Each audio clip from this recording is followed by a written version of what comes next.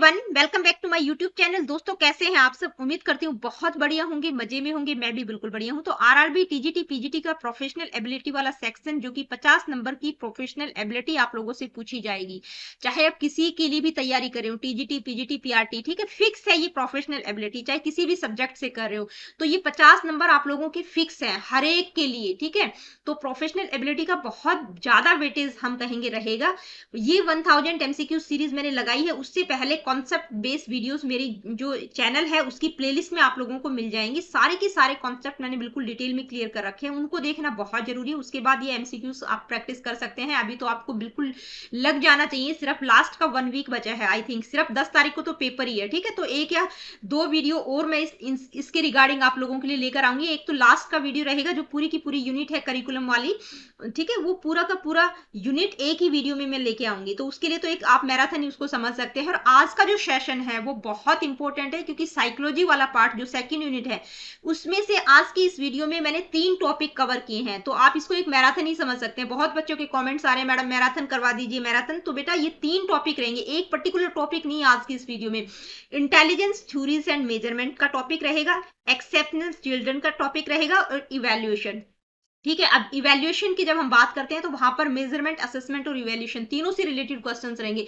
आज का सेशन इतना इंपॉर्टेंट है कि अगर आप एक एक टॉपिक से दो दो क्वेश्चन भी मान के चलेंगे तो मिनिमम 6 क्वेश्चंस आपके आज के सेशन से कवर हो जाएंगे। बीच में ये मत सोचना सिर्फ क्वेश्चंस है, बहुत सारी इंपॉर्टेंट चीजें आज की इस वीडियो में मैंने इंक्लूड की है। तो वीडियो को बिल्कुल स्टार्टिंग से लेकर लास्ट तक पूरा का पूरा कंप्लीट देखिएगा, कहीं पर कोई भी चीज मिस होने की संभावना नहीं है, क्योंकि जो बहुत इंपॉर्टेंट चीजें थी वो थ्योरेटिकली भी मैंने वो चीजें इंक्लूड की हैं, ताकि आप लोगों की क्लैरिटी हो जाए। जैसे टेस्ट, बहुत सारे बच्चों को इंटेलिजेंस टेस्ट यानी कि जो मेजरमेंट वाला पार्ट है वहां पर बहुत डाउट रहता है। तो कौन कौन से इंपॉर्टेंट टेस्ट रहेंगे, जो फैक्चुअल चीजें हैं वो बहुत सारी इंक्लूड की हैं। तो वीडियो को स्टार्टिंग से लेकर लास्ट तक पूरा का पूरा देखना है। अब आज का सेशन स्टार्ट करें उससे पहले कल का जो हमने आरआरबी पीजीटी का जो 2019 का पेपर डिस्कस किया था, उस पेपर में 2-3 क्वेश्चन हैं जो कि मैं क्लियर कर देती हूँ। चाहे जिन बच्चों ने नोट्स लिया हो, नहीं लिया है उनके लिए भी है, जिन्होंने नोट्स लिया है उनके लिए भी है, ठीक है। तो देखिए 2019 का जो पेपर डिस्कस किया था उसमें एक तो क्वेश्चन नंबर 9 है, एक 29 है और एक 47 है, ठीक है। तो इन 3 क्वेश्चंस में कुछ डाउट्स हैं। अब ये जो क्वेश्चन नंबर 9 है, देखिए जो पेपर था उसमें क्या था कि कोई क्वेश्चन हिंदी में था, कोई क्वेश्चन इंग्लिश में था। तो मैंने हिंदी और इंग्लिश दोनों में आप लोगों को ट्रांसलेट करके दिया है। तो जो क्वेश्चन नंबर 9 की बात कर रही हूँ अभी, ठीक है, देख लेना, ध्यान से सुन लेना, क्योंकि कुछ डाउट रह जाते हैं। तो क्वेश्चन नंबर 9 में क्या है कि भाई क्रिया प्रसूत शब्द हम किस में यूज करते हैं? अधिगम में यूज करते हैं, ठीक है। क्रिया प्रसूत शिक्षा मनोविज्ञान में अधिगम की एक प्रक्रिया है, एक प्रोसेस कह सकते हैं, क्या एक मेथड उसमें बोला हुआ है, ठीक है। तो क्लियरली उन्होंने क्रिया प्रसूत बोला है। अब वो क्वेश्चन मेरे पास इंग्लिश में तो था नहीं, तो मैंने ट्रांसलेट किया, तो गूगल क्या लेके आ गया? एक्शन बेस्ड लर्निंग लेके आ गया, ठीक है। वैसे तो एक्शन बेस्ड लर्निंग की बात कौन करते हैं? वाइगॉत्स्की करते हैं, लेकिन इसमें हिंदी में क्रिया प्रसूत क्लियरली दे रखा है। तो क्रिया प्रसूत क्या है? स्किनर की थ्योरी है ऑपरेंट कंडीशनिंग। हिंदी में आप देखेंगे तो उसका नाम क्या है? क्रिया प्रसूत अधिगम का सिद्धांत, ठीक है। तो वहां पर मैंने वाइगॉत्स्की एक्शन बेस्ड लर्निंग के आधार पर वाइगॉत्स्की करा है, लेकिन कहीं ना कहीं स्किनर भी एक्शन बेस्ड लर्निंग की बात करते हैं। क्रिया प्रसूत वर्ड से ही आप इसको रिलेट कर सकते हैं। तो यहाँ पर आपका जो ऑप्शंस में दे रखा होगा स्किनर, ठीक है, स्किनर आप आंसर इसको कर लीजिएगा, क्योंकि क्लियरली क्रिया प्रसूत दिया गया है। मैंने वाइगॉत्स्की एक्शन बेस्ड लर्निंग को ध्यान में करते हुए, क्योंकि जो ट्रांसलेट किया तो वो उसी बेस पे लेके आया, ठीक है, क्योंकि एक्शन बेस्ड लर्निंग की बात तो वाइगॉत्स्की भी करते हैं ना, तो इसलिए मेरे दिमाग में वो था, तो मैंने वहां पर वाइगॉत्स्की आप लोगों को आंसर में बताया है। लेकिन क्रिया प्रसूत क्लियरली इसमें दिया हुआ है। जब मैंने जाकर हिंदी वाला पेपर देखा, मतलब जो हिंदी में दे रखा था, तो क्लियरली उसने क्रिया प्रसूत लिख रखा था। तो क्रिया प्रसूत शब्द लिखा हुआ है, तो मतलब आप स्किनर के साथ जाएंगे, ठीक है। अभी एक्शन बेस्ड लर्निंग की कहीं ना कहीं बात करते हैं। क्वेश्चन नंबर 29 जो कि मोटिवेशन का है, कि भाई जो लेहे है, एक साइकोलॉजिस्ट है, उन्होंने क्या कहा है कि जो मोटिवेशन है, मतलब मोटिवेशन को वो एक तरह से मतलब कहता है कि भाई मोटिवेशन स्टिमुलेट करता है। किसके लिए करता है? टास्क के लिए, लर्निंग के लिए, चेंज के लिए। तो मेरे अकॉर्डिंग अगर पूछेंगे तो मैं तो यही कहूंगी कि भाई चेंज के अकॉर्डिंग, क्योंकि मैंने एनालाइज करके ही इसका आंसर आपको चेंज बताया। तो आप लोगों के पास ओरिजिनल आंसर की है तो उसमें देख लीजिएगा, क्योंकि हम टास्क के साथ भी जा सकते हैं, टास्क के लिए भी हो सकता है, लर्निंग के लिए भी हो सकता है, चेंज के लिए। मतलब मेरा अगर आप पर्सपेक्टिव देखेंगे तो मैं ये कहूंगी हम चेंज के साथ जाएंगे, लेकिन हो सकता है टास्क भी हो, ठीक है। तो ये थोड़ा सा डाउटफुल क्वेश्चन है।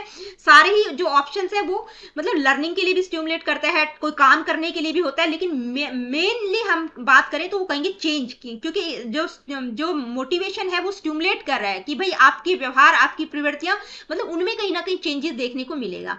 तो ये डाउट आई थिंक हो जाएगा क्लियर आप लोगों का। मैं अभी भी क्लियर इसमें नहीं हूं, मेरा तो चेंज ही रहेगा। बाकी अगर आप लोगों को टास्क लग रहा है, वर्क लग रहा है, लर्निंग लग रहा है तो देख लीजिएगा, जिसके पास ओरिजिनल आंसर की हो तो वो आप चेक कर लीजिएगा।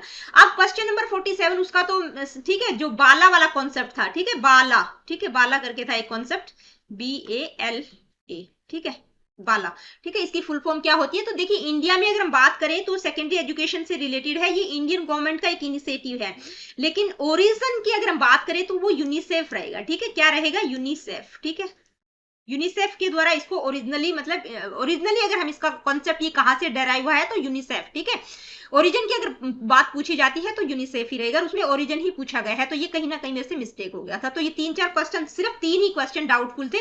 आई होप कि आप लोगों को क्लियर हो गए होंगे, क्योंकि 1-2 बच्चों के कमेंट्स आए थे तो मैंने आप लोगों को क्लियर कर दिया, ठीक है। और पूरे के पूरे पेपर में कहीं पर भी कोई डाउट नहीं है, ठीक है। ये 3 ही क्वेश्चन थे जिनमें मेरे को लग रहा था कि मैं बता दूं एक बार आप लोगों को, ताकि क्लियर हो जाए चीजें। अब हम आज के इस टॉपिक को करेंगे इंटेलिजेंस, एक्सेप्शनल चिल्ड्रन और इवैल्यूएशन, ठीक है। तीनों से रिलेटेड बहुत इंपॉर्टेंट एमसीक्यूज लेकर आई हूं, जितना लेवल में आप लोगों के लिए लेकर आई हूं, तो ये सारे के सारे जितने भी एक एक क्वेश्चन क्या है, पूरे के पूरे पीवाईक्यूज है, बहुत मुश्किल से मैंने निकाले हैं, कोई एचटेट से, कोई सीटेट में, मतलब इस टॉपिक से रिलेटेड थे, चाहे इंटेलिजेंस का हो, एक्सेप्शनल चिल्ड्रन का हो, ठीक है, मतलब एक्सेप्शनल चिल्ड्रन का टॉपिक हो गया या असेसमेंट और इवैल्यूएशन का हो गया, तो ये सारे के सारे पीवाईक्यूज हैं, ठीक है, चाहे वो यूजीसी नेट में पूछा गया हो, तो मैंने उसी हिसाब से निकाल कर लेके आई हूं, तो मिस नहीं करना। बीच बीच में फैक्चुअल चीजें बहुत ज्यादा, बहुत सारी स्लाइड्स मैंने इंक्लूड की हैं, आज की इस वीडियो को बिल्कुल भी मिस मत करना। Let me see what is the first question, which type of intelligence is not given by Thorndike. तो देखिए थॉर्नडाइक 3 टाइप्स की बात करते हैं, इंटेलिजेंस के 3 टाइप्स उन्होंने बताए हैं, तो इनमें से कौन सा उनके द्वारा नहीं बताया गया? Social intelligence, mechanical intelligence, logical intelligence, abstract intelligence.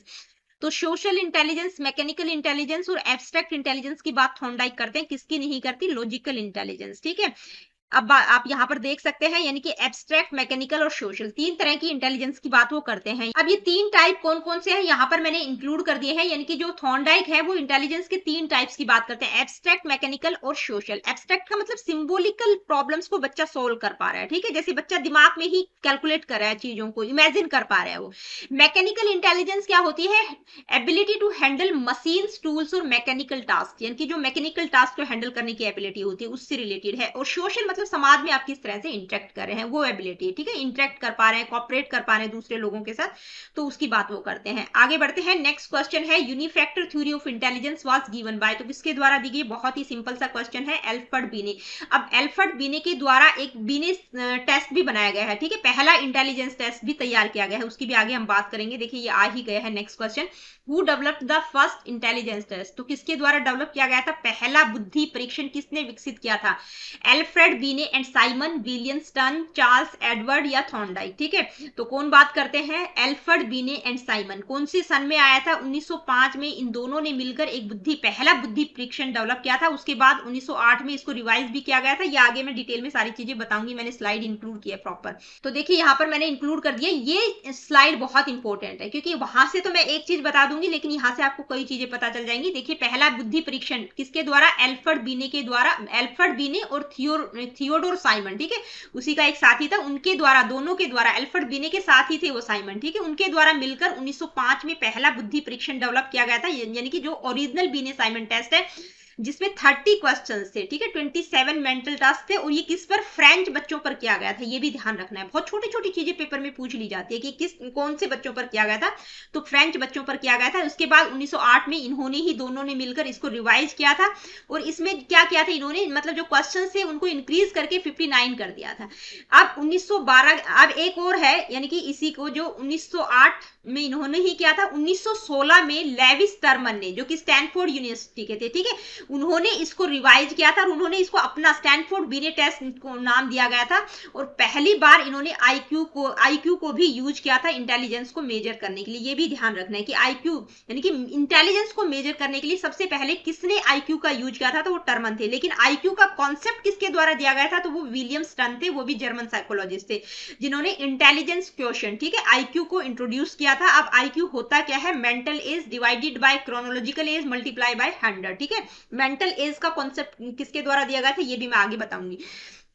अब ये मेंटल एज क्या होती है, मतलब मानसिक आयु कि बच्चा कितना मेंटली मेच्योर है, ठीक है, जो कि मैं पिछली वीडियो में भी एक दो क्वेश्चन आए थे, आपके पेपर में भी पूछा गया था, तो वहां पर भी बता चुकी हूँ। और क्रोनोलॉजिकल जो आपकी वास्तविक आयु है, ठीक है, तो दोनों को हम मतलब mental as divided by chronological age और उसको 100 से मल्टीप्लाई करेंगे तो किसी भी बच्चे का आप IQ निकाल सकते हैं। अब 1912 में देखिए ये जो बीने साइमन टेस्ट था ना, इसका मतलब इंडियन एडेप्टेशन की अगर पूछा जाए, ठीक है, कि भारतीय परिस्थितियों में इसका अनुकूलन मतलब इंडियन एडेप्टेशन क्या है बीने साइमन टेस्ट का, वो किसने प्रिपेयर किया था, जिसको हम हिंदुस्तानी बीने टेस्ट बोलते हैं, तो वो CH राइस के द्वारा प्रिपेयर किया गया था। इंडिया में बात कर रही हूँ, ठीक है। इसके अलावा आर्मी अल्फा टेस्ट और आर्मी बीटा टेस्ट है। आर्मी अल्फा टेस्ट वर्बल है, ये आपको पता होना चाहिए, ठीक है, और army beta test non verbal है, यानी कि जो परफॉर्मेंस बेस्ड हम कह सकते हैं। तो ये US आर्मी के रिक्रूट से रिलेटेड है, यानी कि US आर्मी में रिक्रूटमेंट जब किया जा रहा था तो उनसे रिलेटेड है दोनों के दोनों टेस्ट, ठीक है, आर्मी अल्फा टेस्ट और आर्मी बीटा टेस्ट। किसके द्वारा, रॉबर्ट यर्क्स के द्वारा किया गया था, उनके साथी कौन थे, ऑटिस थे, ठीक है। अब एक और है आर्मी जनरल इंटेलिजेंस टेस्ट भी डेवलप किया गया था, यानी कि जो दूसरा विश्व युद्ध हुआ था तब इसको डेवलप किया गया था। ये कुछ एक बेसिक इंफॉर्मेशन थी जो कि मैंने दे दी आप लोगों को। अब क्वेश्चन क्या है, formula for calculating of intelligence quotient, तो क्या होगा, MA/CA मल्टीप्लाई बाय 100। तो आप देख सकते हैं किसमें है, देख लीजिएगा, ठीक है। नेक्स्ट क्वेश्चन क्या है, अब ये कुछ एक और फैक्चुअल चीजें हैं जो कि आपको पता होना चाहिए, तो यहां से तो आपका क्वेश्चन फंस सकता है, जो फैक्चुअल चीजें मैं बता रही हूँ, ठीक है, पक्का यहां से ही पता चलेगा सारी चीजें, क्वेश्चन में तो सारी चीजें हम नहीं कर पाते।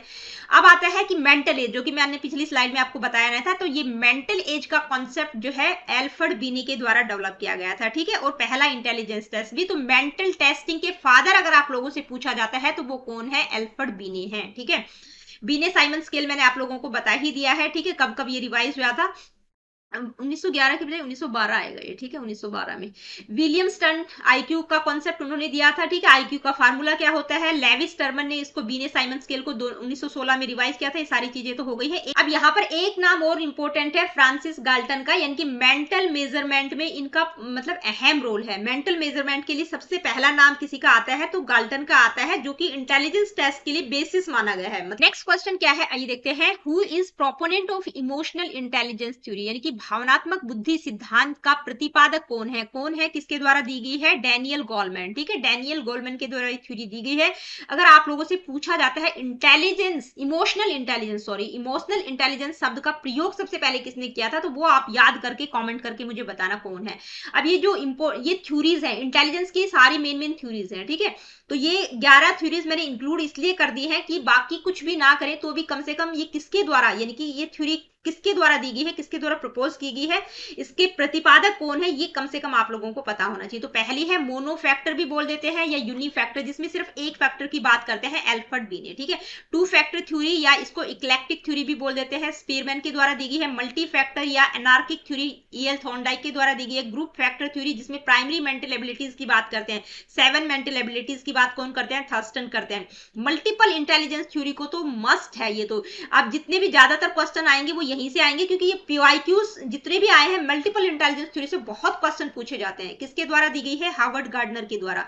एक ये SOI मॉडल ऑफ इंटेलिजेंस, यानी कि गिलफर्ड के द्वारा दिया गया है, JP गिलफर्ड के द्वारा, जिसमें वो 180 एलिमेंट्स की बात करते हैं। सबसे पहला इनका जो ओरिजिनल था उसमें 120 थे, उसके बाद 150 आए और लास्ट में अभी 120 एलिमेंट्स हैं, ठीक है।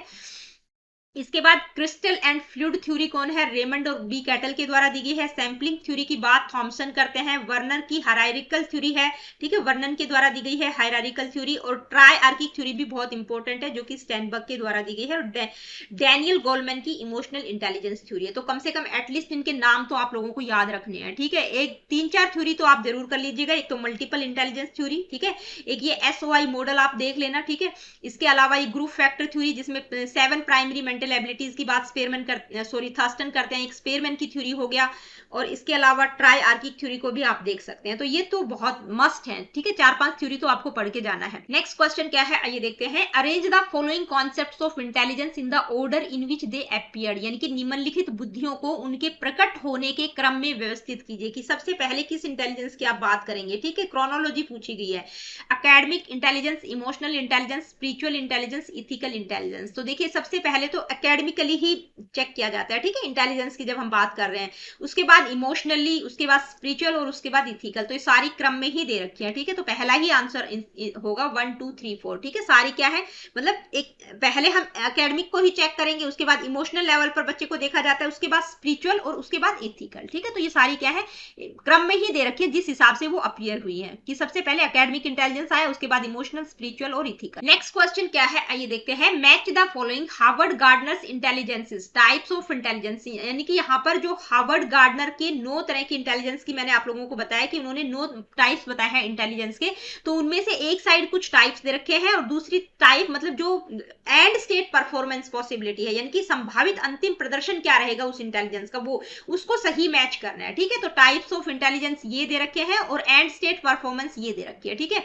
तो क्या है, लिंग्विस्टिक, बॉडीली, काइनेस्थेटिक, स्पेशियल और इंट्रापर्सनल। तो ठीक है, इनको आपको इनसे मैच करना है, sculpture, sales person, philosopher, athlete. तो आपको पता होगा भाई, लिंग्विस्टिक की हम बात मतलब जिनकी भाषा पर कमांड होती है, तो ये जो पहला वाला है इसको हम किसके साथ कंपेयर करेंगे, सेल्स पर्सन, यानी कि जो अपना सामान बेचते हैं, जो विक्रेता होते हैं, ठीक है, उनकी भाषा पर बहुत अच्छी कमांड होती है। बॉडीली काइनेस्थेटिक, यानी कि जिनकी बॉडी हट्टी कट्टी होती है, तो कौन होगा, एथलीट होगा, ठीक है। तीसरा है स्पेशल, यानी कि जो विजुअलाइज कर पाते हैं 3D इमेजेस को भी, ठीक है, उनका मतलब जैसे पायलट हो गया या स्कल्पचर हो गया, मतलब जगह को देखकर चीजों को विजुअलाइज कर लेना, ठीक है। तो जैसे मूर्तिकार हो गया, तो ये इसके साथ हम मैच करेंगे, स्पेशल। इंट्रापर्सनल का मतलब जो अपने आप को बेहतर तरीके से समझ पाते हैं, तो उसके साथ हम किसको करेंगे, फिलोसोफर। तो आपका ऑप्शन क्या जाएगा, ये देख लीजिएगा, इनमें से मैच कर लेना किसके साथ क्या होगा, ठीक है। पहले का क्या होगा, दूसरा, ये जो सेकंड है बॉडीली काइनेस्थेटिक का किसको हम फोर्थ के साथ मैच करेंगे, स्पेशल को हम स्कल्पचर पहला आ जाएगा, इंट्रापर्सनल को हम किसके साथ करेंगे, थर्ड वाले के साथ, ठीक है। पहले का दूसरा 2 4 1 और 3, ठीक है, यही इसमें दे रखा है आपको। अब ये गार्डनर जो है 9 तरह की इंटेलिजेंस की बात करते हैं, एक बार आप इनको देख लीजिए, आप लोगों को पता चल जाएगा, क्योंकि सारी थ्योरी तो मैं अभी डिटेल में बता नहीं सकती आप लोगों को, थ्योरी में तो सारी चीजें बहुत डिटेल में बता रखी है, तो वहां पर भी देख सकते हैं। यहाँ पर एक बार मोटा मोटा बता देती हूँ, ठीक है। जैसे बॉडीली काइनेस्थेटिक, यानी कि यहाँ पर इमेज के थ्रू भी आप समझ सकते हैं। एक बार थोड़ा पेन का कलर चेंज कर लेती हूँ, नहीं तो पक्का किसी ना किसी बच्चे का कमेंट आ जाएगा, मैडम दूसरा कलर लेना चाहिए था, ठीक है। तो coordinating your mind with your body, यानी कि आपकी माइंड और बॉडी का कोऑर्डिनेशन बहुत अच्छा है। दूसरा है लिंग्विस्टिक, यानी कि जिनकी भाषा जो अपने विचारों को बहुत अच्छे तरीके से अभिव्यक्त कर पाते हैं। इसके बाद है इंट्रापर्सनल, यानी कि जो अपने आप को खुद बेहतर तरीके से समझ पाते हैं, आपकी फीलिंग क्या है, आप हैं क्या, ठीक है, उस चीज को समझना। स्पेशल मतलब visualising the world in 3D, यानी कि वर्ल्ड को 3D में विजुअलाइज कर लेते हैं, जैसे आर्किटेक्ट हो गया, स्कल्पचर हो गया, पायलट हो गया, ठीक है, उसको visualize the world in 3D image में विजुअलाइज कर लेना चीजों को। नेचुरलिस्टिक, यानी कि प्रकृति से रिलेटेड है ये, ठीक है, प्रकृति की बात की गई है, यानी कि जो नेचर को बहुत बेहतर तरीके से समझ पाते हैं। म्यूजिक, यानी कि जिनका म्यूजिक में बहुत इंटरेस्ट होता है, जो पिच, टोन, रिदम, ठीक है, इन चीजों को, साउंड वगैरह को समझ पाते हैं। इसके बाद है लॉजिकल मैथमेटिकल, यानी कि जो मैथमेटिक्स में बहुत अच्छे होते हैं, ठीक है, लॉजिकली हाइपोथेटिकली चीजों को समझ पाते हैं। इसके बाद एक और है, ठीक है, पहले क्या था, ये 8 तरह की इंटेलिजेंस की बात करते थे, लेकिन ये जो लास्ट में पूछा जा सकता है कि लास्ट में कौन सी ऐड की है, तो ये एग्जिस्टेंशियल, अस्तित्व, ठीक है, यानी कि टैकलिंग द क्वेश्चंस और of why we live and why we die, भाई हम क्यों, हमारा अस्तित्व क्या है, हम जिंदा क्यों है, कैसे हैं हम, मतलब हम मर क्यों जाएंगे, इस तरह के क्वेश्चन से रिलेटेड है ये एग्जिस्टेंशियल।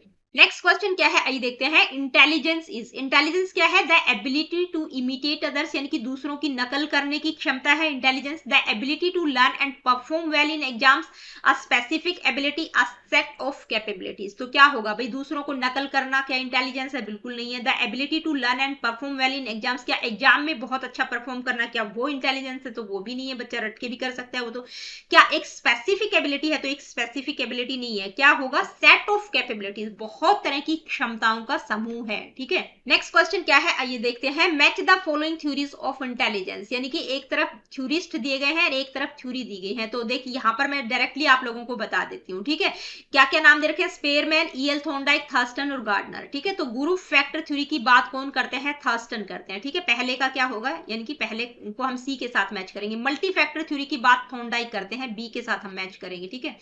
इसके बाद मल्टीपल इंटेलिजेंस थ्योरी की बात कौन करते हैं, गार्डनर करते हैं, तो डी के साथ मैच करेंगे। 2 फैक्टर थ्योरी की बात स्पेयरमैन करते हैं, ए के साथ मैच करेंगे, ठीक है। आप अपना आंसर चेक कर लीजिएगा, देख लीजिएगा।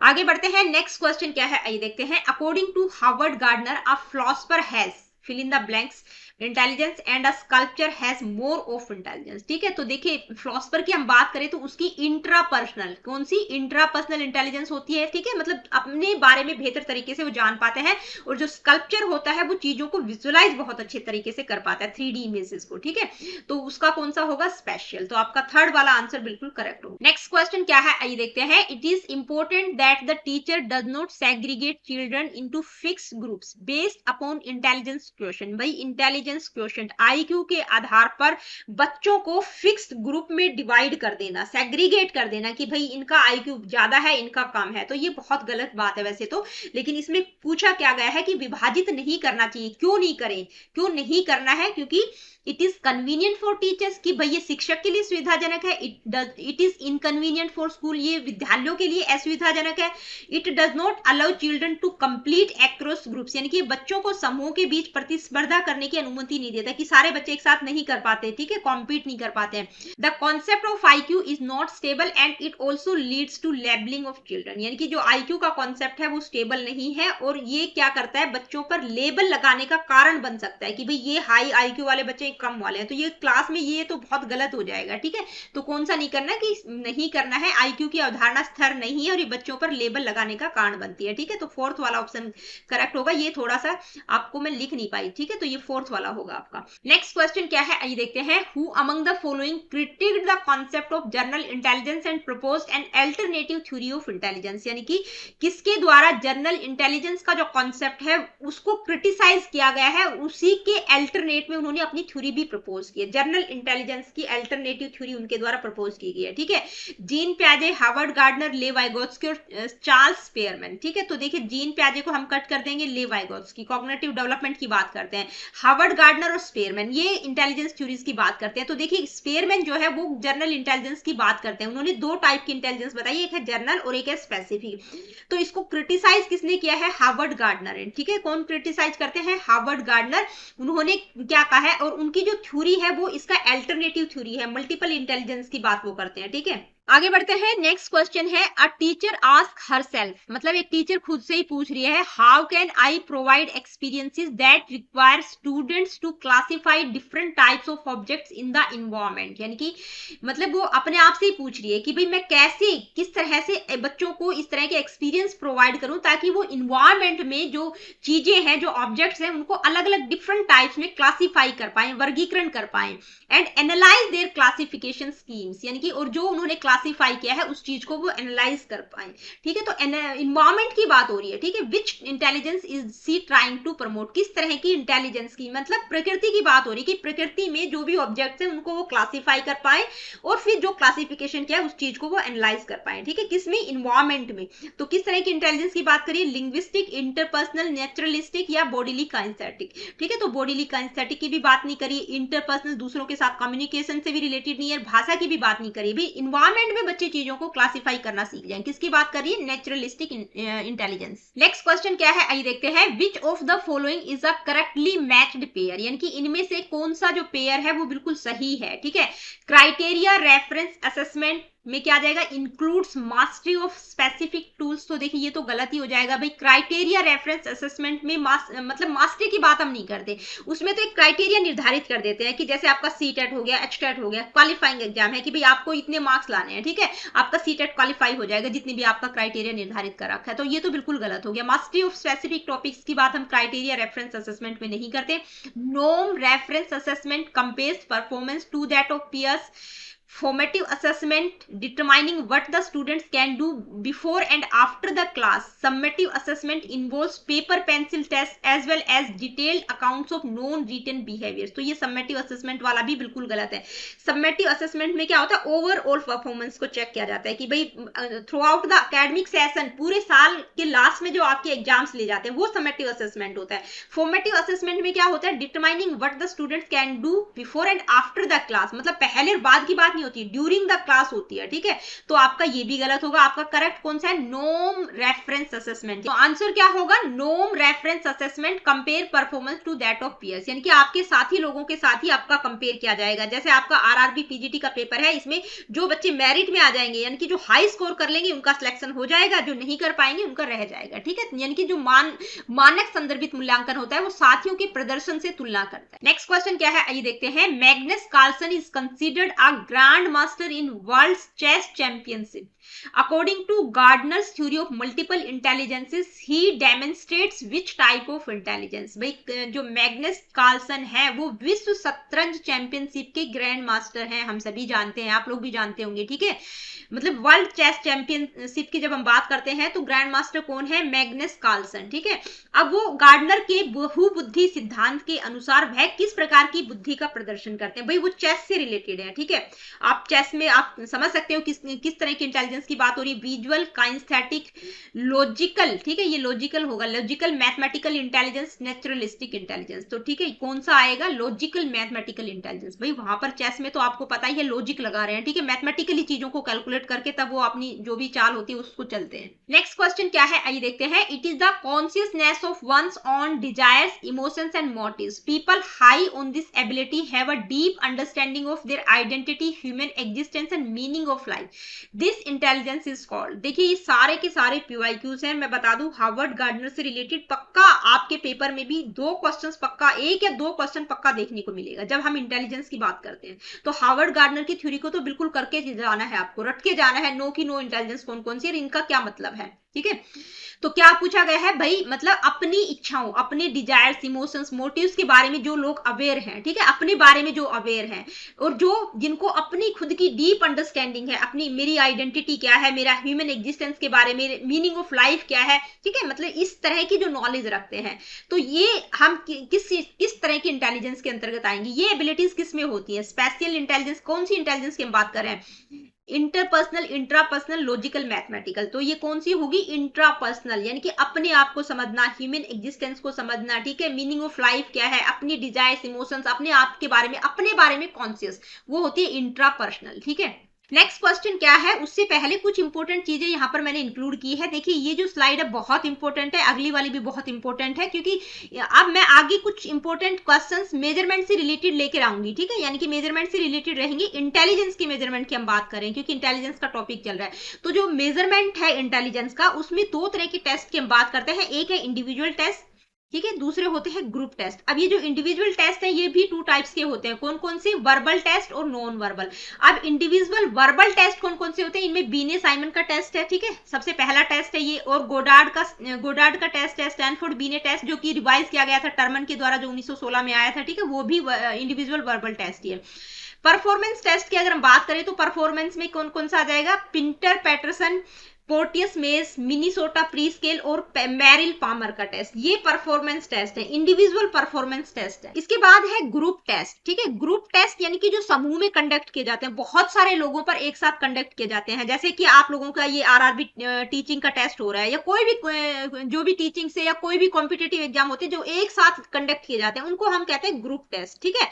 इंडिविजुअल यानी कि सिर्फ और सिर्फ एक पर्टिकुलर व्यक्ति पर किया जा रहा है, एक बच्चे पर किया जा रहा है, तो उसको हम इंडिविजुअल टेस्ट बोलेंगे। अब ये जो ग्रुप टेस्ट है ये भी 2 टाइप्स के होते हैं, नॉन वर्बल और वर्बल, ठीक है। नॉन वर्बल यानी कि जिसमें हम भाषा का प्रयोग नहीं करते, नॉन वर्बल को ही परफॉर्मेंस टेस्ट भी कहा जाता है, पजल नहीं होना है, ठीक है। कई बार आप लोगों को नॉन वर्बल की जगह वो परफॉर्मेंस लिख देता है तो बच्चे वहीं पर पजल हो जाते हैं।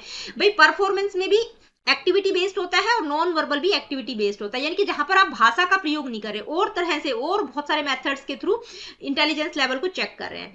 अब वर्बल टेस्ट में भाषा के थ्रू, यानी कि जैसे लिखित परीक्षण वगैरह होते हैं, ठीक है, वर्बल भाषा का प्रयोग किया जा रहा है। तो इसमें जो इंपॉर्टेंट है ग्रुप नॉन वर्बल टेस्ट में क्या क्या जाएगा, army beta test, Cattell culture free test, बहुत बार पूछा जाता है, रेविन प्रोग्रेसिव मैट्रिसेस, बहुत इंपॉर्टेंट है, इसको तो पढ़ के भी चले जाना, ठीक है, कैटल कल्चर फ्री टेस्ट और रेविन प्रोग्रेसिव मैट्रिसेस। इसके अलावा शिकागो का नॉन वर्बल टेस्ट है। तो ये इंपॉर्टेंट मैंने इंक्लूड कर दिए हैं कि भाई ये ग्रुप नॉन वर्बल टेस्ट है। अब ग्रुप टेस्ट में दूसरा क्या है, वर्बल टेस्ट। कौन कौन से इंपॉर्टेंट वर्बल टेस्ट है, ग्रुप वर्बल टेस्ट है, वो मैंने इंक्लूड कर दी है। Army alpha test, army general classification test, German group test of mental ability है, ठीक है, जर्मन इंटेलिजेंस टेस्ट है, एक एक जलोटा का है जो इंडियन सिचुएशंस में, मतलब इंडिया में किया गया था, जलोटा का मानसिक बुद्धि परीक्षण। ठीक है, अब देखिए आर्मी बीटा और आर्मी अल्फा, ये तो बहुत इंपॉर्टेंट है। आर्मी अल्फा वर्बल है, ठीक है, ध्यान में रखना है, और आर्मी बीटा नॉन वर्बल है, दोनों ही ग्रुप टेस्ट है, ध्यान में रखिएगा, बहुत इंपॉर्टेंट है। जो मेन बहुत इंपॉर्टेंट थे वो मैंने यहाँ पर इंक्लूड किया है, इसके अलावा तो बहुत ज्यादा है जो कि मैंने आप लोगों को पजल करने के लिए डाले नहीं है, आप लोग इतना भी कर लेंगे बहुत है। ठीक है, अब कुछ क्वेश्चन आएंगे तो वहां पर पजल नहीं होना है। Out of the following which is not a type of group non verbal intelligence test, मतलब कौन सा ग्रुप नॉन वर्बल इंटेलिजेंस का टाइप नहीं है। ठीक है, army beta test, army alpha, Chicago test, Raven's progressive matrices, तो कौन सा नहीं है, मतलब ग्रुप नॉन वर्बल टेस्ट नहीं है। आर्मी अल्फा टेस्ट ये क्या है, ग्रुप वर्बल टेस्ट है, बाकी जितने भी है यहाँ पर वो सारे के सारे क्या है, non verbal, group non verbal test है। नेक्स्ट क्वेश्चन क्या है, आइए देखते हैं, which of the following is not an intelligence test, यानी कि इनमें से कौन सा इंटेलिजेंस का टेस्ट नहीं है। अब आप लोगों को पता होगा तभी तो आप बता पाएंगे, Stanford Binet test, Wechsler Binet test, Raven progressive matrices, Rorschach ink blot test, तो ये सारे के सारे इंटेलिजेंस के टेस्ट है, कौन सा नहीं है, रोसा का इंक ब्लॉट टेस्ट, यानी कि रोसा का स्याही धब्बा परीक्षण, ये किसका है, ये आप मुझे कमेंट करके जरूर बताइएगा। ठीक है, मैं लिख नहीं रही, वैसे बताना चाह रही थी मैं। नेक्स्ट क्वेश्चन क्या है, आइए देखते हैं, which is not a Thurstone's primary mental ability. ठीक है, प्राइमरी मेंटल एबिलिटी को शॉर्ट में हम पीएम में भी बोल देते हैं। ठीक है, ग्रुप फैक्टर थ्योरी की बात हो रही है, थर्स्टन के द्वारा जो दी गई है, नंबर, इमोशन, मेमोरी, रीजनिंग, तो ये 7 प्राइमरी मेंटल एबिलिटीज की बात करते हैं, तो इनमें से कौन सा नहीं होगा, इमोशन। ठीक है, कौन कौन सी है आपको बता देती हूँ, numerical ability, memory, inductive, perceptual speed, verbal fluency, spatial relations, और इसके अलावा है वर्बल कॉम्प्रीहेंशन। ठीक है, तो ये 7 प्राइमरी मेंटल एबिलिटीज की बात अपनी थ्योरी में की गई है थर्स्टन के द्वारा। ठीक है, एक नेक्स्ट क्वेश्चन क्या है, ये देखते हैं, the first person who devised systematic test to measure intelligence of children was, यानी कि पहला बच्चों की बुद्धि को मापने के लिए व्यवस्थित परीक्षण तैयार करने वाला पहला व्यक्ति कौन था, तो कौन था, एल्बर्ट बीने। ठीक है, नेक्स्ट क्वेश्चन है, who conceived intelligence as abstract, practical and social, यानी कि किसने बुद्धि की कल्पना अमूर्त और व्यवहारिक और सामाजिक रूप में, यानी कि ये 3 तरह की इंटेलिजेंस की बात कौन करते हैं, आरबी कैटल, एआर जेंशन, गिलफोर्ड या थॉर्नडाइक। ठीक है, तो कौन करते हैं, थॉर्नडाइक करते हैं, जो कि पहला ही क्वेश्चन था, वहां पर ये तीनों को मैंने आप लोगों को समझाया भी था। नेक्स्ट क्वेश्चन है, a students mental as is measure of his her, यानी कि एक छात्र की जो मानसिक आयु है वो किसको मेजर करती है, सुपीरियर मेंटल एबिलिटी, यानी कि श्रेष्ठ मानसिक क्षमता, educational brightness, intellectual status, level of mental maturity. तो मेंटल एज का मतलब है बच्चे का मेंटल मैच्योरिटी का लेवल क्या है। ठीक है, यानी कि बच्चा कहाँ स्टैंड करता है, कि भाई एक बच्चा 8 साल का है लेकिन वो बहुत, मतलब उसका जो मेंटल लेवल है वो 10 साल के बच्चे जितना है, तो वो उसकी मेंटल मैच्योरिटी हो जाएगी। ठीक है, मेंटल एज हो जाएगी, तो मेंटल एज का मतलब जो लेवल है मेंटल मैच्योरिटी का, तो आंसर क्या होगा, लेवल ऑफ मेंटल मैच्योरिटी। आगे बढ़ते हैं, नेक्स्ट क्वेश्चन करने से पहले यहाँ पर मैंने टर्मन का क्लासिफिकेशन, आईक्यू का क्लासिफिकेशन, टर्मन की जो टेबल है बहुत फेमस है। ठीक है, थोड़ा सा बेसिक चीजें ध्यान में रखेंगे तो पता चल जाएगा।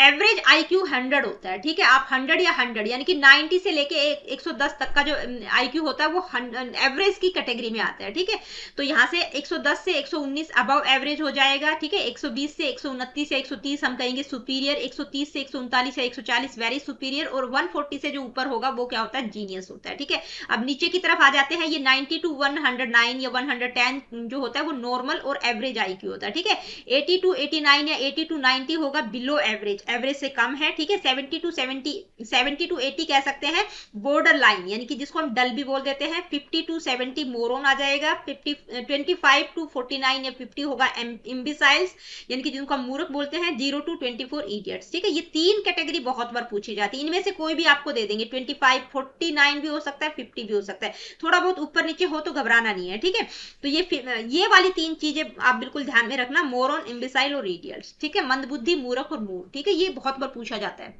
नेक्स्ट क्वेश्चन क्या है, आइए देखते हैं, the first scale devised primarily to identify mentally deficient children in Paris school is known as, यानी कि पेरिस के विद्यालयों में मुख्य रूप से मानसिक रूप से, यानी कि जो मेंटली डेफिशिएंट बच्चे थे, मानसिक रूप से दुर्बल बच्चों की पहचान करने के लिए तैयार किया गया पहला पैमाना क्या कहलाता है, थर्स्टन स्केल, बीने साइमन स्केल, वेस्लर स्केल या गाल्टन स्केल। तो ये भी बीने के द्वारा ही दिया गया था, जो कि मेंटली डेफिशिएंट चिल्ड्रंस को आइडेंटिफाई करने के लिए बनाया गया। नेक्स्ट क्वेश्चन क्या है, आइए देखते हैं। Who defined intelligence as the global capacity of the individual to act purposefully, to think rationally and to deal effectively with the environment. ये डेफिनेशन चाहे नेट का पेपर हो, सीटेट हो, या जहां पर भी आपको इंटेलिजेंस का टॉपिक दिखाई देगा, बहुत बार ये पूछी जाती है कि भाई इंटेलिजेंस क्या है। ग्लोबल कैपेसिटी है किसी भी इंडिविजुअल की, यानी कि टू एक्ट पर्पसफुली, उद्देश्यपूर्ण ढंग से कार्य करने, टू थिंक रैशनली और to deal effectively with the environment. तो वेस्लर की डेफिनेशन है, बहुत फेमस डेफिनेशन है। जब भी कोई आप लोगों को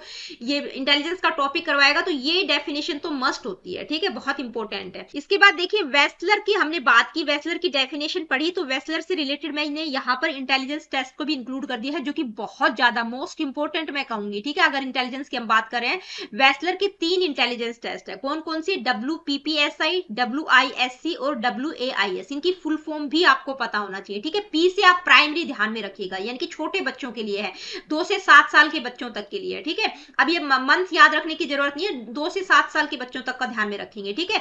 इस यहाँ पर WISC से C से लास्ट में चिल्ड्रन ध्यान में रखिएगा। Wechsler intelligence scale for children, यानी कि बड़े मतलब जो नॉर्मल बच्चे हैं, 6 से 12 साल, 6 से 16 साल तक के बच्चों के लिए, ठीक है, चिल्ड्रंस के लिए है। इसके बाद WAIS से, ए से यहाँ पर ध्यान में रखेंगे, एडल्ट्स के लिए है ये, ठीक है। थोड़े थोड़े ट्रिक्स बता रही हूँ, वैसे ऐसा कुछ नहीं है, बस मेरे दिमाग में था तो इसलिए मैंने बता दिया है, ठीक है। तो ये 16 साल से ऊपर वाले बच्चों के लिए है।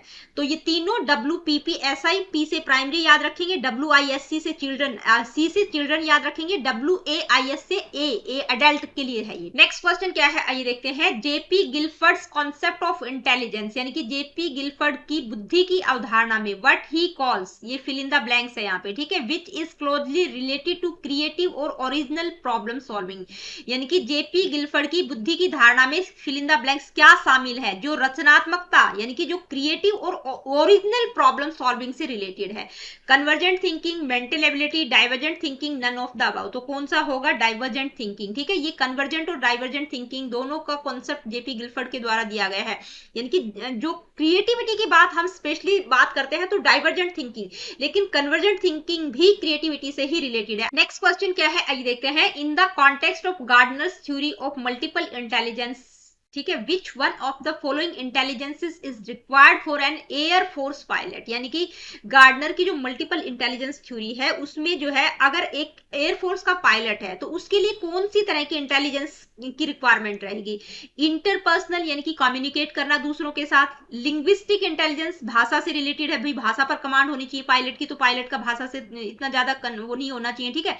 बॉडीली काइनेस्थेटिक, यानी कि उसकी बॉडी से रिलेटेड है कि भाई उसकी बॉडी बिल्कुल अच्छी होनी चाहिए। या स्पेशल इंटेलिजेंस, तो कौन सा होगा? स्पेशल इंटेलिजेंस होगा, क्योंकि वो विजुअलाइज करते हैं जगह को, ठीक है। तो स्पेशल इंटेलिजेंस होगी एक एयरफोर्स के पायलट में। नेक्स्ट क्वेश्चन क्या है, आइए देखते हैं। There is a universal innate ability to perform cognitive task effectively, Spearman called this factor. यानी कि एक यूनिवर्सल इनेट एबिलिटी जिसके द्वारा आप कॉग्निटिव टास्क को इफेक्टिवली परफॉर्म कर सकते हो, तो स्पेयरमैन ने उस फैक्टर को क्या कहा है? Specific factor. देखिए वो क्या कह रहे हैं, इनेट एबिलिटी है, ठीक है।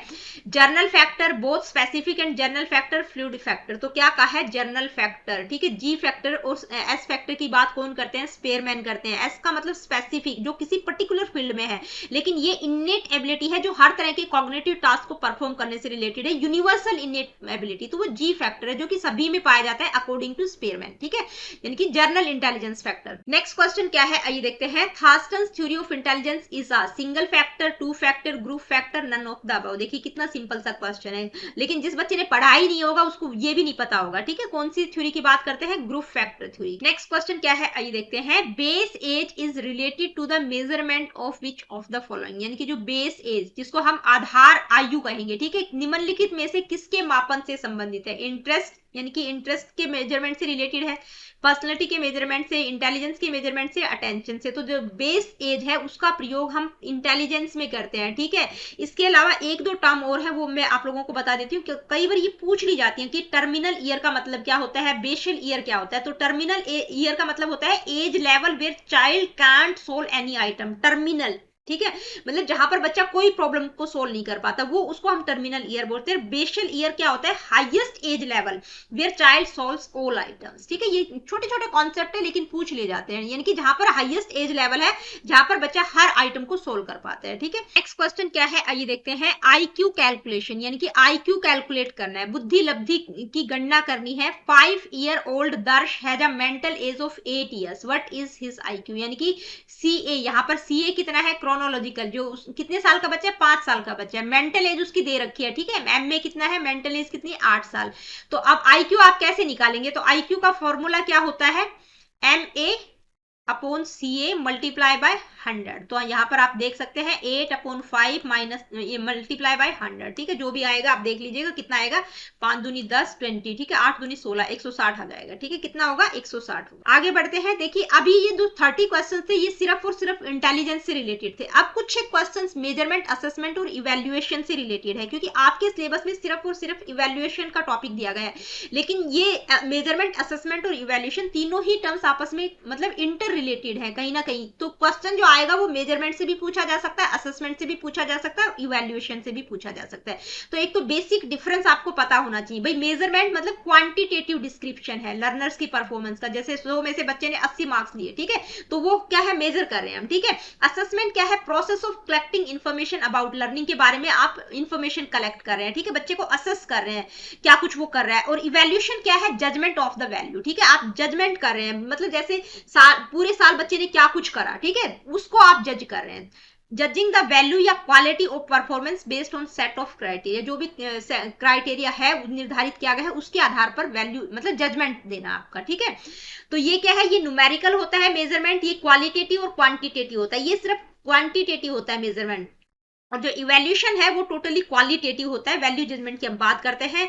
फोकस की अगर बात करें तो हाउ मच, ठीक है, कितना किया, ठीक है, और हाउ वेल की हम बात किसमें करते हैं, असेसमेंट में। हाउ गुड और हाउ इफेक्टिव की बात हम इवैल्यूएशन में करते हैं। कि इसके अलावा अगर हम मेथड्स की बात करें तो टेस्ट, स्केल, चेकलिस्ट, ये मेजरमेंट के मेथड्स हैं। टेस्ट, ऑब्जर्वेशन, असाइनमेंट्स, एक्टिविटीज, ये असेसमेंट के मेथड्स हैं। ठीक है, comparing results with objective standard, जो भी स्टैंडर्ड्स है उसके आधार पर कंपेयर करना रिजल्ट्स को, ठीक है, वो इवैल्यूएशन के मेथड्स होंगे। एग्जाम्पल के तौर पर जैसे बताई दिया, किसी बच्चे का स्कोर है 25 में से 18, ठीक है, ये हम मेजरमेंट कर रहे हैं। ठीक है, teacher observe problem solving skills during an activity, यानी कि असेसमेंट क्या है, बच्चा मतलब क्लास में जो भी कुछ कर रहा है उसके दौरान ही, क्लास में ही टीचर बच्चे को असेस करिए, ऑब्जर्व कर रही है कि उसकी प्रॉब्लम सॉल्विंग स्किल क्या है, ठीक है, उस पर्टिकुलर एक्टिविटी के दौरान। इवैल्यूएशन में क्या होता है, डिक्लेयरिंग अ स्टूडेंट्स परफॉर्मेंस, मतलब स्टूडेंट्स की टोटल परफॉर्मेंस कैसी है, एक्सीलेंट है, एवरेज है, पुअर है, वो डिक्लेयर करना। ठीक है, तो ये बेसिक सा डिफरेंस यहाँ पर मैंने बताया है। अगर आप लोग डिटेल में देखना चाहते हैं तो मेजरमेंट, असेसमेंट और इवैल्यूएशन की एक कंप्लीट प्लेलिस्ट है जिसमें 10-12 वीडियोस होंगी, वो अगर आप मतलब डबल स्पीड करके भी देख लेंगे तो वहां से ज्यादा क्लैरिटी रहेगी। क्योंकि कुछ बच्चों को ना ये भी कमेंट्स आ रहे थे कि मैडम हर चीज के साथ, हर क्वेश्चन के साथ आप ये बता देती है कि उस चीज के लिए ये वीडियो देख लेना। बेटा मैं आप लोगों को डिटेल इन्फॉर्मेशन के लिए रिकमेंड करती हूँ, बाकी मेरी तरफ से आप नहीं करना चाहते तो कोई दिक्कत नहीं है। ठीक है, इसलिए मैं बताती हूँ ताकि आप लोगों को बेहतर क्लैरिटी हो जाए। अब देखिए मेजरमेंट, असेसमेंट और इवैल्यूएशन की बात करते हैं तो यहाँ पर असेसमेंट से रिलेटेड 3 टर्म्स है जो कि बहुत बहुत क्या मैं कहूँ कि मोस्ट इंपोर्टेंट है, मस्ट है, इनको ध्यान में रखना ही रखना है। यहाँ से एक क्वेश्चन आपको पक्का देखने को मिल जाएगा। ठीक है, इन 3 टर्म्स से related, assessment for learning, assessment of learning, assessment as learning. अब ये फॉर, ऑफ और एज, ठीक है, असेसमेंट फॉर से आप ध्यान में रखेंगे फॉर्मेटिव असेसमेंट की बात हो रही है, यानी कि ऑन गोइंग फीडबैक यहाँ पर टीचर प्रोवाइड करिए ड्यूरिंग द लर्निंग प्रोसेस। ये होता है क्या, असेसमेंट फॉर लर्निंग, जब आप पढ़ा रहे हैं तभी बच्चों को ऑब्जर्व कर रहे हैं और जो भी फीडबैक आपको देना है ऑन गोइंग फीडबैक, ठीक है, ताकि टीचिंग लर्निंग प्रोसेस को इंप्रूव किया जा सके। Active participation, receives feedback and improves. ठीक है, असेसमेंट ऑफ लर्निंग मतलब समेटिव असेसमेंट, ये भी ध्यान में रखना है। असेसमेंट फॉर फॉर्मेटिव असेसमेंट है, ठीक है, assessment of learning summative assessment है, यानी कि जजमेंट प्रोवाइड कर रहे हैं आप। ठीक है, जैसे फाइनल ग्रेड, फाइनल रिजल्ट या ग्रेड हो गया, आफ्टर लर्निंग होता है ये असेसमेंट ऑफ लर्निंग। जब आपने पूरे साल पढ़ा उसके बाद क्या कुछ आपका परफॉर्मेंस रहा, टीचर मतलब आप लोगों को ग्रेड जो भी रिजल्ट होता है वो आपको प्रोवाइड करती है। असेसमेंट एज लर्निंग भी क्या है, सेल्फ रिफ्लेक्शन और रेगुलेशन, यानी कि अपने आप को खुद एनालाइज कर रहे हैं। ठीक है, ड्यूरिंग द लर्निंग प्रोसेस ये होता है भाई, जब भी आप कुछ कर रहे हैं उसी टाइम अपने आप को खुद एनालाइज करना, वो क्या है, assessment as learning. Next question देख लेते हैं क्या है। When a cook test a food during cooking it may be akin to, यानी कि जब एक रसोईया यानी कि जब एक कुक खाना पकाते समय उसे चखता है तो ये निम्न में से किसके समान होगा? Assessment for learning, of learning, assessment as learning, assessment and learning. तो ये तो होगा नहीं, ठीक है। तीन तरह के असेसमेंट की हमने बात की, फॉर, ऑफ और एच। तो भाई जब खाना बना रहा है और वो खाने को चेक कर रहा है कि कहीं कुछ प्रॉब्लम तो नहीं है, यानी कि अपने आप को ही असेस करना है, खाना भी खुद ही बना रहा है, खुद ही असेस करना है, तो ये क्या होगा? असेसमेंट एज लर्निंग होगा, ठीक है। फॉर लर्निंग पे मत चले जाइएगा कि ड्यूरिंग द जो भी काम कर रहा है उस टाइम पे वो असेस कर रहा है, लेकिन खुद ही कर रहा है, ठीक है, अपने आप को असेस खुद कर रहा है, तो इसलिए क्या होगा? Assessment as learning. Next question क्या है? In learning assessment is essential for, यानी कि अधिगम में मूल्यांकन, मूल्यांकन तो नहीं होगा, असेसमेंट को हम आकलन कहते हैं, लेकिन जब ट्रांसलेट करते हैं तो कुछ एक वर्ड गलत हो जाते हैं, ठीक है, वो मूल्यांकन ही लेके आता है, असेसमेंट और इवैल्यूएशन को। इवैल्यूएशन को हिंदी में हम मूल्यांकन कहते हैं, असेसमेंट को आकलन कहते हैं। भाई लर्निंग में जब आप असेस करते हो तो क्या इंपॉर्टेंट है? Screening test, motivation, fostering of the purpose of segregation and ranking, grades and marks, ठीक है। तो क्या होगा? मोटिवेशन, यानी कि असेसमेंट क्यों एसेंशियल है? ताकि बच्चों को साथ साथ असेस करें, ताकि बच्चों को आगे के लिए मोटिवेट कर सके। ड्यूरिंग द लर्निंग प्रोसेस वो चीज चल रही है, तो ताकि बच्चों को आगे फ्यूचर के लिए या जो भी अगली चीज आएगी उसके लिए आप मोटिवेट कर सकें। नेक्स्ट क्वेश्चन क्या है, आइए देखते हैं। Teacher can utilize both assessment for learning and assessment of learning to, यानी कि एक टीचर असेसमेंट फॉर लर्निंग यानी कि फॉर्मेटिव और समेटिव दोनों तरह का असेसमेंट कर रही है, दोनों तरह के असेसमेंट का यूज कर रही है। क्यों कर रही है? Know children's progress and achievement level, यानी कि बच्चों के प्रोग्रेस और अचीवमेंट लेवल को जानने के लिए। Know learning needs of the child and select teaching strategies accordingly, यानी कि बच्चों की सीखने की जरूरतों को जानकर उसी के अनुसार शिक्षण रणनीति, टीचिंग स्ट्रेटेजी बना सके, इसके लिए। Assess child's performance at periodic interval and certify his और हर परफॉर्मेंस, यानी कि बच्चों के प्रदर्शन का समय समय पर मूल्यांकन या असेसमेंट को हम क्या कहेंगे? आकलन करके उसके प्रदर्शन का प्रमाण पत्र दे सके। Monitor children's progress and set appropriate goals to fit their learning gaps, यानी कि बच्चों की प्रगति की निगरानी करके, यानी कि क्या प्रोग्रेस चल रही है उसके आधार पर जो भी शिक्षण खामियां हैं उनके अनुसार उचित लक्ष्यों को निर्धारित कर सके, जहां पर भी लर्निंग गैप है, ठीक है, ताकि वो उनको फिल कर सके। तो क्या होगा? Monitor children's progress and set appropriate goals to fit their learning gaps. Next question क्या है, आइए देखते हैं। मैच लिस्ट नंबर 1 to 2, यानी कि दो लिस्ट दी गई है, उनको मैच करना आपको, ठीक है। पहली लिस्ट ये है और दूसरी वाली ये है। इसमें क्या दिया गया है? मेजरमेंट, असेसमेंट, इवैल्यूएशन और नॉर्म, ठीक है। तो मेजरमेंट यानी कि क्वांटिटेटिव की बात करें, असेसमेंट में हम क्या करते हैं? क्वांटिटेटिव और क्वालिटेटिव दोनों तरह का मेजरमेंट रहता है, ठीक है। इवैल्यूएशन वैल्यू जजमेंट की हम बात करते हैं, ठीक है। नॉर्म्स का मतलब जो भी स्टैंडर्डाइज टेस्ट होते हैं उनको हम करते हैं। तो यहाँ पर आप लोग देख लीजिए, मेजरमेंट के लिए आप क्या करेंगे? क्वांटिटेटिव, ठीक है। इसके बाद असेसमेंट के लिए क्या रहेगा? क्वालिटेटिव डिस्क्रिप्शन रहेगा, और इवैल्यूएशन के लिए वैल्यू जजमेंट की बात करते हैं। नॉर्म के लिए क्या रहेगा? स्टैंडर्डाइज टेस्ट रहेगा। तो जो भी आपका है वो आप चेक कर लीजिएगा, देख लीजिएगा, ठीक है। नेक्स्ट क्वेश्चन है। Assessment by only paper pencil test, यानी कि जो असेसमेंट है केवल पेपर पेंसिल परीक्षण द्वारा मूल्यांकन या आकलन हम कहेंगे, ठीक है, मूल्यांकन नहीं कहेंगे, आकलन, ठीक है। मतलब असेसमेंट किस तरह से किया जा रहा है? पेपर पेंसिल टेस्ट के द्वारा। तो वो क्या करता है? प्रमोट्स हॉलिस्टिक असेसमेंट, यानी कि हॉलिस्टिक असेसमेंट को प्रमोट करता है कि भाई सिर्फ पेपर पेंसिल के द्वारा बच्चों को असेस करें। Limits assessment, facilitates comprehensive evaluation, facilitates continuous evaluation. तो देखिए ये तो बिल्कुल ही नहीं होंगे, ठीक है, यानी कि फैसिलिटेट तो कर ही नहीं रहा है। जब आप सिर्फ पेपर पेंसिल के द्वारा बच्चों को असेस करें तो वो सिर्फ और सिर्फ लिमिट करता है असेसमेंट को। नेक्स्ट क्वेश्चन क्या है, आइए देखते हैं। What is are required for a good teaching, यानी कि इनमें से अच्छे शिक्षण के लिए क्या क्या आवश्यक है? Diagnosis, remedy, direction, feedback. तो क्या होगा भाई? चारों ही जरूरी है, ठीक है। पहले किसी भी मतलब जो भी टीचिंग है उससे रिलेटेड आप निदान डायग्नोज करेंगे। जैसे डॉक्टर के पास जाते हैं तो डॉक्टर पहले बीमारी को डायग्नोज करता है, ठीक है। उसके बाद क्या आएगा? बी, यानी कि रेमेडी प्रोवाइड करेंगे, डायरेक्शन प्रोवाइड करेंगे, उसके बाद आप फीडबैक प्रोवाइड करेंगे। तो ए बी सी डी, ठीक है, सीक्वेंस भी यही रहेगा। Which of the following is not related to continuous and comprehensive evaluation. ये बिल्कुल CCE को बिल्कुल पढ़ के जाना है आपको, ठीक है। क्वेश्चन सिर्फ 1 या 2 आएंगे, लेकिन CCE को मैंने बिल्कुल डिटेल में समझा रखा है। अगर आप पढ़ पाएंगे तो वो ज्यादा बेहतर रहेगा, क्योंकि कॉन्टिन्यूअस और कॉम्प्रिहेंसिव इवैल्यूएशन से रिलेटेड पक्का क्वेश्चन आपको पेपर में देखने को मिलेगा, ठीक है। तो क्या करता है ये? कॉन्टिन्यूअस और कॉम्प्रिहेंस, मतलब लगातार और कॉम्प्रिहेंसिव इवैल्यूएशन की बात है। इनमें से कौन सी चीज उससे रिलेटेड नहीं है? It has been mandated by right to education act in India, यानी कि इसे भारत में शिक्षा का अधिकार अधिनियम द्वारा अनिवार्य किया गया है, तो ये तो बिल्कुल सही है, किया गया है आरटीई एक्ट के द्वारा, ठीक है, 2009 में जो आया था। It is an integral part of teaching learning process, ये भी बिल्कुल सही है, ठीक है। It focuses on child's achievement in different learning areas. It is useful to label children as slow, poor और इंटेलिजेंट, यानी कि ये सिर्फ लेबलिंग करता है कि ये बच्चों को धीमे, कमजोर और बुद्धिमान के रूप में लेबल करने के लिए उपयोगी है, बिल्कुल लेबलिंग का काम तो बिल्कुल नहीं करता है, ठीक है, तो यही नहीं होगा आपका। It is useful to label children as slow, poor और इंटेलिजेंट। बाकी ये सारी की सारी तीन जो है कॉम्प्रिहेंसिव, कॉन्टिन्यूस और सीसीई की करैक्टरिस्टिक है, ठीक है, कौन सा नहीं होगा ये मैंने आप लोगों को बता दिया है। नेक्स्ट क्वेश्चन क्या है आइए देखते हैं। सीसीई एम्फसाइजेस, यानी कि कॉन्टिन्यूस कॉम्प्रिहेंसिव इवैल्यूएशन किस चीज पर एम्फसाइज करता है? Continuous testing on a comprehensive scale to ensure learning, यानी कि सीखने को सुनिश्चित करने के लिए व्यापक पैमाने पर सतत परीक्षण करना। How learning can be observed, recorded and improved upon, यानी कि कैसे सीखने को देखा, रिकॉर्ड किया और सुधारा जा सकता है, मतलब उसको लर्निंग को ऑब्जर्व करना, रिकॉर्ड करना, इंप्रूव करना। Fine tuning of test with the teaching, यानी कि टीचिंग के साथ टेस्ट जितने भी परीक्षण है उनकी फाइन ट्यूनिंग को चेक करना। Redundancy of the board examination, यानी कि बोर्ड परीक्षा की अनावश्यकता, ठीक है, यानी कि कोई आवश्यकता नहीं है, बोर्ड एग्जामिनेशन नहीं होनी चाहिए, उस चीज पर इंफसाइज करता है। तो किस पर फोकस करता है कि भाई लर्निंग को ऑब्जर्व करना, रिकॉर्ड करना, फिर उसको इंप्रूव करना। आगे बढ़ते हैं। देखिए अभी तक जितने भी क्वेश्चंस थे वो मेजरमेंट, असेसमेंट और इवैल्यूएशन से रिलेटेड थे। सेकंड पार्ट भी मैंने आप लोगों को करवा दिया। अब जो थर्ड वाला मैंने आप लोगों को बोला था एक्सेप्शनल चिल्ड्रन का, ठीक है, जो विशिष्ट बच्चे हैं, अलग अलग टाइप के आपके उसमें कैटेगराइज कर रखे हैं, तो एक्सेप्शनल चिल्ड्रन से रिलेटेड कुछ 20-25 क्वेश्चंस रहेंगे आगे, ठीक है।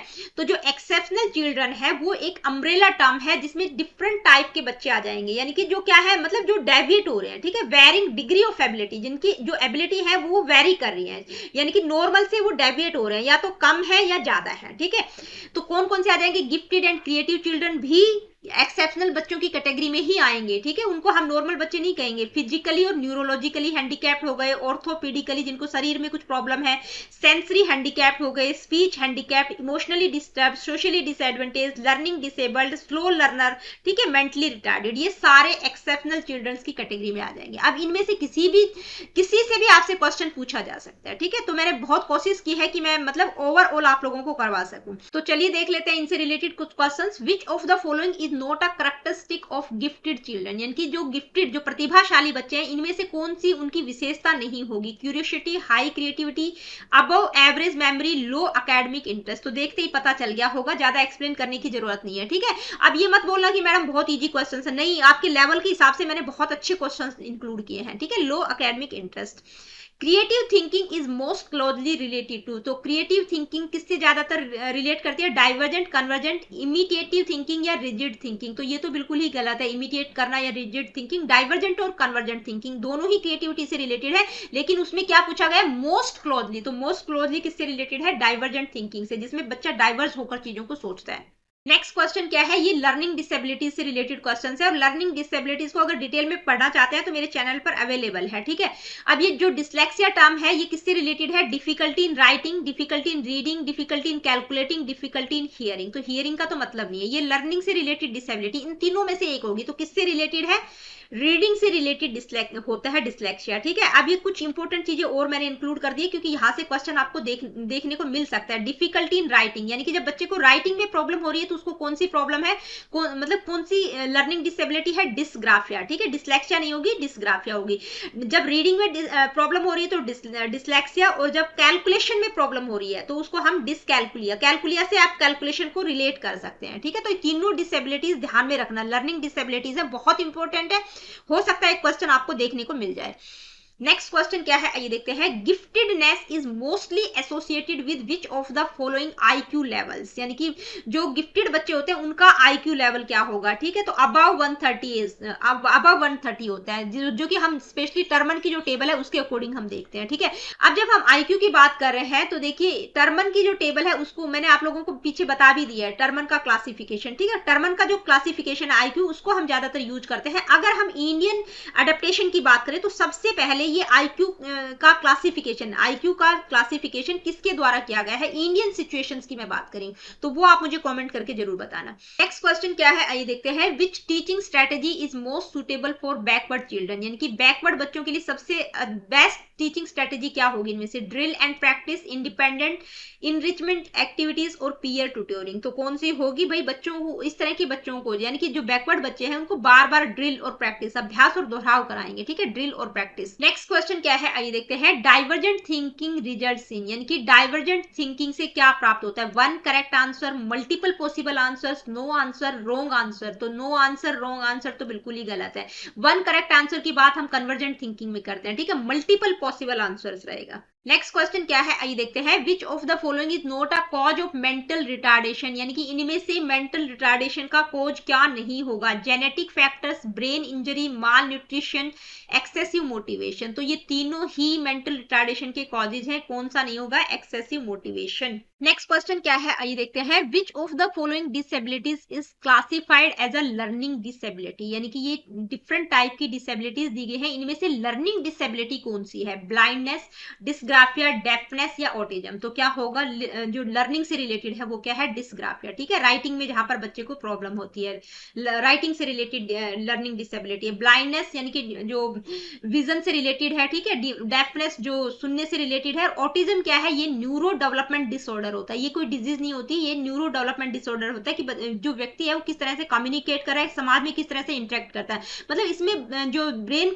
का जो फंक्शन है वो डिफरेंट तरीके से काम करता है, ठीक है। नेक्स्ट क्वेश्चन क्या है, आइए देखते हैं। Creative children prefer to work, यानी कि जो रचनात्मक बच्चे होते हैं, जो क्रिएटिव बच्चे होते हैं, किस तरह से काम करना प्रेफर करते हैं, in groups only, under strict rules, independently and freely, with constant supervision. तो क्या होगा, इंडिपेंडेंटली एंड फ्रीली, ठीक है, यानी कि क्रिएटिव चिल्ड्रन किस तरह से काम करना पसंद करते हैं, भाई वो बिल्कुल खुल के काम करना चाहते हैं, ठीक है, नियमों के अंतर्गत वो काम नहीं कर सकते। नेक्स्ट क्वेश्चन क्या है, आइए देखते हैं। Which is a major characteristic of learning disabled children, यानी कि इनमें से जो लर्निंग डिसेबल्ड बच्चे हैं उनकी कौन सी कैरेक्टरिस्टिक होगी, यानी कि उनमें कौन सी विशेषता आपको दिखाई देगी, कंसिस्टेंट परफॉर्मेंस, तो ये तो बिल्कुल भी नहीं होगी, ठीक है, इमोशनल स्टेबिलिटी, तो भाई इमोशनली भी वो स्टेबल नहीं होते हैं। Significant gap between potential and performance, यानी कि उनकी जो पोटेंशियलिटीज और परफॉर्मेंस है उनमें एक सिग्निफिकेंट गैप आपको दिखाई देगा। हाई मोटिवेशन, तो हाई मोटिवेशन भी नहीं होगा, क्या होगा कि मतलब उनकी जो पोटेंशियल है और उनकी जो परफॉर्मेंस है वहां पर आपको गैप दिखाई देगा कि भाई बच्चा पोटेंशियलिटी हो सकता है वो अच्छा हो, लेकिन जो परफॉर्म करने में उसको प्रॉब्लम आ रही हो, ठीक। तो देखिए जो लर्निंग डिसेबल्ड बच्चे होते हैं उनकी पोटेंशियलिटी और उनकी परफॉर्मेंस में डिफरेंस आ जाता है, वहां पर आपको गैप दिखाई देगा। हो सकता है बच्चा मतलब उसकी पोटेंशियलिटीज है लेकिन वो कर नहीं पा रहा है, ठीक है, परफॉर्म नहीं कर पा रहा है, तो वहां पर आपको गैप दिखाई देगा। नेक्स्ट क्वेश्चन क्या है, आइए देखते हैं। Which term is used for children with an IQ below 70, यानी कि जिन बच्चों का आईक्यू 70 से कम है उसके लिए उनके लिए कौन सी टर्म आप यूज करेंगे, learning disabled, gifted, mentally retarded या क्रिएटिव। तो देखिए क्रिएटिव, गिफ्टेड, तो हम मेंटली रिटार्डेड ही कहेंगे उनको, ठीक है, यानी कि जिनका आईक्यू 70 से बिलो होता है वो मेंटली रिटार्डेड की कैटेगरीज में आ जाते हैं। उसमें भी 3 कैटेगरीज हैं, ठीक है, माइल्ड, मॉडरेट, सीवियर और प्रोफाउंड। इनका आईक्यू भी आपको पता होना चाहिए, ठीक है। ये किसके द्वारा दिया गया है, American association on mental retardation के द्वारा ये क्लासिफाई किया गया है आईक्यू को, जो 70 से नीचे वाला होता है, ठीक है। माइल्ड में आ जाएंगे जिनका आईक्यू 50 से 70 के बीच में होता है, मॉडरेट में यानी कि 40 टू 50 के बीच में होता है, सीवियर में 20 टू 40 हो जाता है, प्रोफाउंड में 20 से बिलो होता है, जिनको हम बिल्कुल मतलब कुछ भी आप उनको नहीं करवा सकते। अब ये जो एमआर है, मेंटल रिटार्डेशन को कैटेगराइज किया गया है, एजुकेटर्स ने किस तरह से कैटेगराइज किया है, यानी कि देखिए लो एवरेज वाले जो बच्चे होते हैं वो 70 टू 80 वाले आईक्यू वाले होते हैं, ठीक है, बॉर्डर लाइन पर होते हैं, बिल्कुल मतलब बहुत ही ज्यादा नीचे वाली कैटेगरी में वो आ जाते हैं 70 टू 80 वाले, ठीक है। बॉर्डर लाइन की अगर हम बात करें तो 60 टू 70 जिनका आईक्यू होता है उनको एजुकेबल हम बोलते हैं, यानी कि आप लोगों से पूछ लिया जाएगा कि ये जो इतना आईक्यू है इन बच्चों को आप ये ट्रेनेबल है, कस्टोडियल है, एजुकेबल है, बॉर्डर लाइन। तो भाई जो 60 और 70 वाले बच्चे हैं वो एजुकेबल है, कौन से 40 से लेके 70 वाले, ठीक है, 60 टू 70 और 40 टू 50 ये एजुकेबल है, मतलब इनको आप थोड़ा बहुत पढ़ा सकते हैं, ठीक है। इसके बाद 30 टू 40 जिनका आईक्यू है या 20 टू 30, ठीक है, ये दोनों कैटेगरीज किसमें आ जाएंगी, ट्रेनेबल है, यानी कि उनको मतलब कुछ करके आप सिखा सकते हैं, थोड़ा बहुत अपना करना, मतलब खाना पीना, खाना कैसे खाना है, ये कुछ छोटा मोटा काम की ट्रेनिंग आप उनको दे सकते हैं। अगर जिनका आईक्यू 20 से नीचे है उसको हम हम कस्टोडियल बोलते हैं, मतलब प्रोफाउंड बोल देते हैं कि भाई वो बिल्कुल ही कुछ भी नहीं कर सकती किसी भी सिचुएशन। तो देखिए ये जो टेबल है ये बहुत ज्यादा इंपॉर्टेंट है, ये एजुकेबल ट्रेनेबल, यहाँ से क्वेश्चन पूछा जाता है, ध्यान में रखना है आपको, ठीक है। नेक्स्ट क्वेश्चन क्या है, आइए देखते हैं। Which one of the following is not a type of learning disability, यानी कि इनमें से कौन सी लर्निंग डिसेबिलिटी नहीं है? डिसलेक्सिया, डिस्ग्राफिया, डिसकैल्कुलिया, ये तीनों ही लर्निंग से रिलेटेड डिसेबिलिटीज हैं, ठीक है। डिसलेक्सिया रीडिंग से रिलेटेड है, डिस्ग्राफिया राइटिंग से रिलेटेड है, ग्राफ से आप रिलेट कर सकते हैं राइटिंग से, डिसकैल्कुलिया को कैलकुलेशन से कर सकते हैं, ठीक है, कैलकुलेशन से रिलेटेड है। हाइपरमेट्रोपिया, ये हाइपरमेट्रोपिया डिसेबिलिटी नहीं है, लर्निंग डिसेबिलिटी नहीं है, ठीक है। तो ये हाइपरमेट्रोपिया क्या होता है, एक विजन से रिलेटेड डिसेबिलिटी है, यानी कि जिसमें आपको जैसे आपको दूर की चीजें सही दिखाई देंगी, लेकिन जैसे ही आप बहुत नजदीक जाकर किसी भी ऑब्जेक्ट को देखेंगे तो वो ऑब्जेक्ट आपको ब्लर दिखाई देगा, ठीक है। आगे बढ़ते हैं। नेक्स्ट क्वेश्चन क्या है, विच of the following is not a characteristic of mentally retarded children, यानी कि इनमें से कौन सी मेंटली रिटार्डेड बच्चों की कैरेक्टरिस्टिक नहीं होगी? तीन है, एक नहीं है। डिलेड माइलस्टोन्स, यानी कि विकासात्मक विलंब, poor social adjustment, exceptional creativity, low academic performance. तो क्या नहीं होगी, क्रिएटिविटी नहीं होगी, ठीक है। बाकी तो सारी की सारी कैरेक्टरिस्टिक्स होंगी मेंटली रिटार्डेड बच्चों की। नेक्स्ट क्या है, आइए देखते हैं। Which teaching method is most appropriate for creative children, यानी कि रचनात्मक बच्चों के लिए सबसे उपयुक्त शिक्षण विधि कौन सी होगी? Rote learning, lecture method, project method या डिक्टेशन। तो कौन सा होगा? मतलब जो क्रिएटिव बच्चे होते हैं ना वो करके सीखते हैं, मतलब कुछ ना कुछ करते रहते हैं, ठीक है, डाइवर्ज होकर सोचते हैं और मतलब नई नई चीजें बनाने की कोशिश करते हैं, क्रिएटिविटी में क्रिएट करते हैं, ठीक है। तो प्रोजेक्ट मेथड। नेक्स्ट क्वेश्चन क्या है, आइए देखते हैं। A major characteristic of gifted children, यानी कि जो प्रतिभाशाली बच्चे हैं उनकी एक प्रमुख विशेषता कौन सी होगी? Below average, uninterested in learning, high problem solving ability, social isolation. तो देखते ही पता चल गया होगा, हाई प्रॉब्लम सॉल्विंग एबिलिटी होगी। नेक्स्ट क्वेश्चन क्या है, विच of the following best helps in identifying learning disabilities in children, यानी कि बच्चों में अधिगम अक्षमता की पहचान में निम्नलिखित में से कौन सा सबसे अधिक सहायक होगा? Classroom test, IQ test, achievement test या डायग्नोस्टिक टेस्ट। तो लर्निंग डिसेबिलिटी को आइडेंटिफाई करने के लिए, मतलब कोई भी किसी भी चीज को आइडेंटिफाई करने के लिए सबसे पहले क्या किया जाता है? डायग्नोज किया जाता है। तो कौन सा होगा? Diagnostic test. नेक्स्ट क्वेश्चन है, विच of the following is a common feature of dyslexia. Dyslexia क्या है? रीडिंग से रिलेटेड लर्निंग डिसेबिलिटी है। तो डिसलेक्सिया का कॉमन फीचर इनमें से क्या होगा? डिफिकल्टी इन रिकॉग्नाइजिंग नंबर्स, यानी कि बच्चे को नंबर्स को रिकॉग्नाइज करने में डिफिकल्टी होती है। Reversal of letters while reading, यानी कि जब वो पढ़ता है तो वो अक्षरों को उलट देता है, ठीक है। एक्सेसिव डे ड्रीमिंग, यानी कि अत्यधिक कल्पना में डूब जाना। गुड हैंडराइटिंग, तो गुड हैंडराइटिंग तो होगी नहीं, ठीक है। क्या होगा? Reversing of letters while reading, यानी कि बच्चा जब पढ़ता है तो वो मतलब अक्षरों को उल्ट देता है, ठीक है। जैसे आप लोगों ने देखा भी होगा तारे जमी पर, आमिर खान की एक मूवी है जिसमें एक बच्चा होता है ईशान, ठीक है, मतलब वो लिख भी रहा है जो भी, मतलब उसको समझ में भी आ रहा है तो भी वो पी को क्यू, क्यू को पी पढ़ रहा है, ठीक है। तो ये वो क्या करता है? रिवर्स कर रहा है लेटर्स को, जो एक से मिलते जुलते अक्षर है उनको उलट दे रहा है। नेक्स्ट क्वेश्चन क्या है, आइए देखते हैं। बैकवर्ड चिल्ड्रन आर जनरली, यानी कि जो शैक्षिक रूप से पिछड़े बच्चे हैं सामान्यतः कैसे होते हैं? Below average in intelligence and performance, above average in intelligence, physically disabled, emotionally disturb. तो क्या होगा? बिलो एवरेज रहेंगे, ठीक है, below average in intelligence and performance. बहुत ही सिंपल सा क्वेश्चन था। The most suitable method to teach backward children, यानी कि जो बैकवर्ड बच्चे हैं, जो शैक्षिक रूप से पिछड़े हुए बच्चे, उनको पढ़ाने की सबसे उपयुक्त विधि क्या होगी? Lecture method, playway method, peer group discussion या इंडिविजुअलाइज इंस्ट्रक्शन। तो जो शैक्षिक रूप से पिछड़े बच्चे हैं उनको पढ़ाने का सबसे बेस्ट मेथड क्या रहेगा कि भाई इंडिविजुअली आप उस पर ध्यान देंगे, ठीक है, इंडिविजुअलाइज इंस्ट्रक्शन, व्यक्तिगत शिक्षण का प्रयोग करेंगे, व्यक्तिगत अनुदेशन का प्रयोग करेंगे। नेक्स्ट क्वेश्चन क्या है, आइए देखते हैं। The main cause of learning disability, यानी कि अधिगम अक्षमता का मुख्य कारण इनमें से क्या हो सकता है? पुअर टीचिंग मेथड, भाई पुअर टीचिंग मेथड तो बिल्कुल भी नहीं होगा। Lack of interest in studies, की बच्चे का इंटरेस्ट ही नहीं है पढ़ाई में। न्यूरोलॉजिकल डिस्फंक्शंस, यानी कि स्नायविक दोष, यानी कि ब्रेन से रिलेटेड कोई प्रॉब्लम उनको हो गई है। पेरेंटल नेग्लिजेंस, यानी कि या माता पिता उसको ध्यान नहीं दे रहे। तो देखिए लर्निंग डिसेबिलिटी का मेन कोज क्या रहेगा कि मतलब ब्रेन से रिलेटेड कोई, मतलब ब्रेन का कोई फंक्शन ढंग से काम नहीं कर रहा है, ठीक है, इसके कारण उसको प्रॉब्लम हो रही है। नेक्स्ट क्वेश्चन क्या है, आइए देखते हैं। The term gifted refers to children who are, यानी कि गिफ्टेड जो प्रतिभाशाली जो शब्द है उन किन बच्चों के लिए प्रयोग होता है? जो बिलो एवरेज है एकेडमिक अचीवमेंट में, या गुड है स्पोर्ट्स में, यानी कि स्पोर्ट्स में बहुत अच्छे हैं, अबो एवरेज है इंटेलिजेंस में, या हैविंग फिजिकल डिसेबिलिटी, या कोई फिजिकल डिसेबिलिटी। तो बिल्कुल नहीं होगा। तो क्या होगा? जो अबव एवरेज है इंटेलिजेंस और क्रिएटिविटी में। नेक्स्ट क्वेश्चन क्या है, आइए देखते हैं। A major emotional problem of gifted children, यानी कि जो प्रतिभाशाली बच्चे हैं उनकी भी तो कुछ ना कुछ प्रॉब्लम हो सकती है ना, तो उनकी इमोशनल प्रॉब्लम क्या होगी इनमें से? Depression, isolation, aggression, emotional maturity. तो क्या होगी? वो आइसोलेशन में रहना पसंद करते हैं, मतलब ज्यादा लोगों के साथ घुलना मिलना उनको पसंद नहीं होता। ठीक है, तो दोस्तों आज की इस वीडियो में हमने इंटेलिजेंस, एक्सेप्शनल चिल्ड्रन और इवेल्युएशन, ये 3 टॉपिक बहुत इंपॉर्टेंट है साइकोलॉजी के, यानी कि 5 या 6 क्वेश्चंस आज के इस सेशन से आप कवर कर सकते हैं। ठीक है, तो बहुत इंपॉर्टेंट सेशन था, बिल्कुल 60 के 60 क्वेश्चंस आप कर लीजिएगा और अपना स्कोर जरूर मेरे को कमेंट करके बताया करो। मिलती हूँ आप लोगों से अपनी अगली वीडियो में। Really good, take care of yourself. देखिए वीडियो सेशंस आप लोगों को अच्छे लगते हैं तो लाइक, शेयर और चैनल को सब्सक्राइब आप कर सकते हैं। और आप सभी से मेरी एक हम्बल रिक्वेस्ट है कि एक आजकल हाइप का ऑप्शन आता है, तो हाइप वीडियो को जरूर कर दिया करो। ठीक है, तो हाइप करना बिल्कुल भी ना भूलें।